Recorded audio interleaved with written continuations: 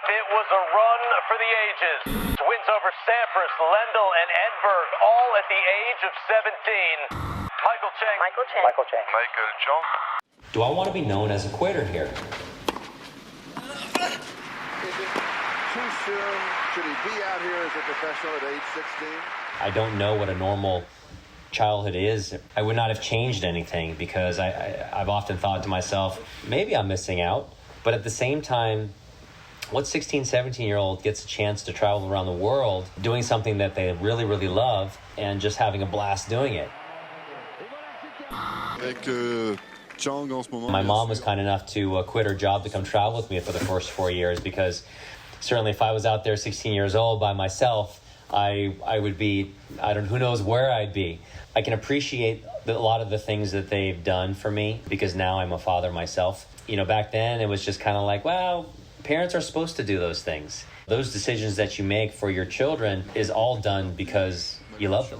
For those 4 years that my mom was traveling with me, I mean, she hardly saw my dad. On top of that, my mom is a super personable person, so she makes a lot of friends very, very easily. She's outgoing. Me, on the other hand, when I'm 16, 17 years old, I'm very shy. So it's difficult for me to go out there and make friends.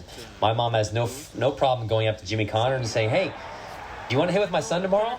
And it's just kind of like, what are you doing? What are you asking Jimmy Connors to practice tomorrow? You just don't do that. I would often have people, they wouldn't say, hey, Michael, how you doing?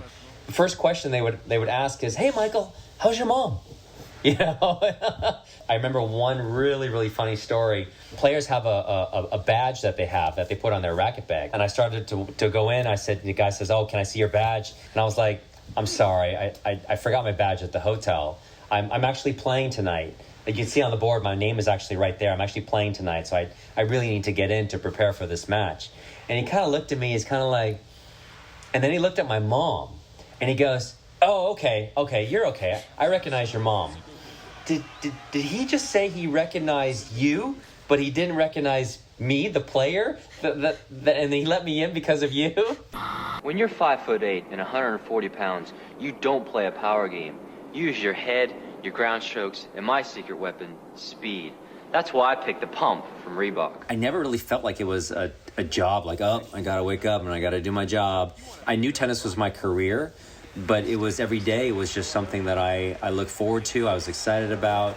In looking back, I probably would have maybe relished some of the moments a little bit better, because sometimes when you're young and you're going through all these things, you think that, well, I'll just play professional tennis for like a super long time, but you don't realize how quickly that time goes by. I did get some opposition when I started to turn pro. I had some people actually come and write me letters and tell me, hey, you know, you're making the wrong decision. This is not good for your tennis. This is not good for American tennis. So in that aspect, it was really hard to kind of hear. What A lot of people don't necessarily realize was how close I was to actually quitting in that match. I got to 2-1 in the fifth set, and I started to think to myself, who am I kidding here? I'm playing the number one player in the world. I'm playing a 3-time French Open champion, and I'm cramping up a storm. I'm not going to win this match. So if I'm not going to win this match, what's the difference whether I default now or I finish this match and I'm in pain and I still lose? What's the difference? Either way, I lose. So I started to think to myself, you know, if I just call it now and say I can't play anymore, it's not a bad day. I'll get a nice, you know, write-up in the paper tomorrow. I get a lot of news coverage saying, wow, 17-year-old, you know, Asian American takes the number one player in the world on center court at Roland Garros to 5 sets. You know, what a great match. I'm like, oh, that's not a bad day for a 17-year-old. I started to actually walk toward the chair umpire to actually tell him that I'm going to stop. As I got to the service line and he was looking at me, I stopped. And I got an unbelievable conviction from God. And it was one of these things where it was kind of like, Michael, what are you doing here? And it dawned on me, if I were to quit then, right then and there, the second, third, fourth, fifth time that I am approached with the same situation or similar situation, I would quit again. The second time is always easier to quit than the first. Because once you have that reputation, if the match gets really, really long and the match gets really, really tough, guess what happens to your opponents? They don't have this mentality like, oh, I better not fight. No, they fight harder because they know you've quit in the past. So I'm like, no, I don't really want to be known for this.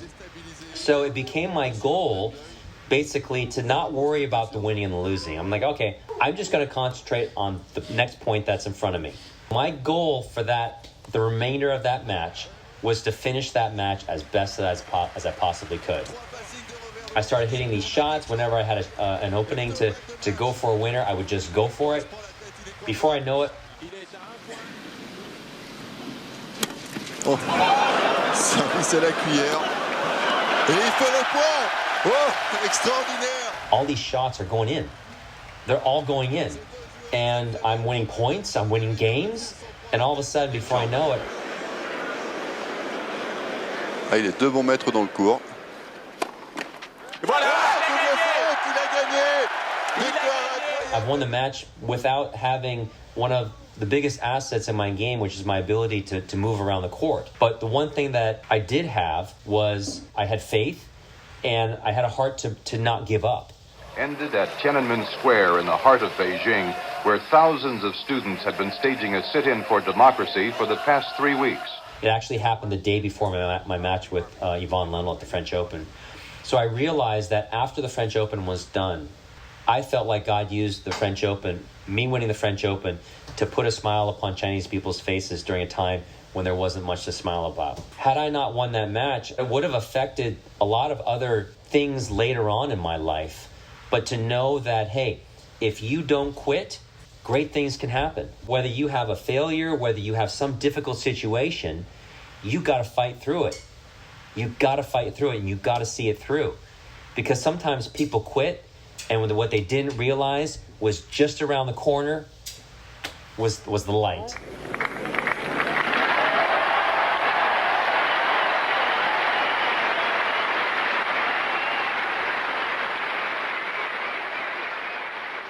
Vainqueur du simple messieurs.